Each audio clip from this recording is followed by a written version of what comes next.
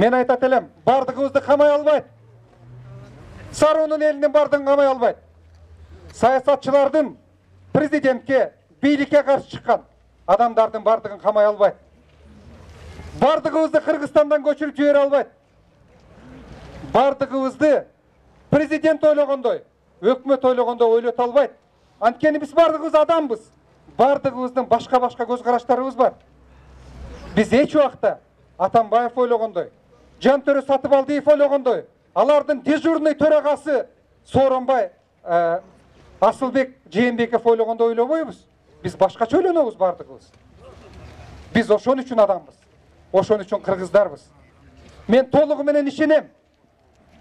Біз бул мамлекетти өзгөртөбүз. Біз бул бийликти чектен чыга турган болсо, силердин балдарыңардын бардыгын камай бере турган болсо, бардыгыбызды камаганга аракет кыла турган болсо, біз аларды ордуна коебуз. Мен ага толугу менен көзүм жетет.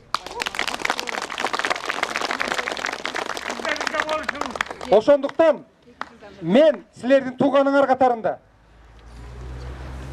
саясатчы катарында, депутат катарында силерден суранам, коркпогула.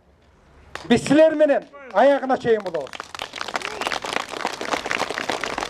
Колубуздан келишинче, акылыбыздын жетишинче күрөшөбүз. Эгерде бийлик туура эмес кылса, мыйзамдан чыкса, өздөрүнүн гана кызыкчылыгын ойлоп, элдин кызыкчылыгын ойлобой иш кыла турган болсо, биз алар менен Бакиев менен күрөшкөндөй, Акаев менен күрөшкөндөй, Атамбаев менен дагы күрөшөбүз.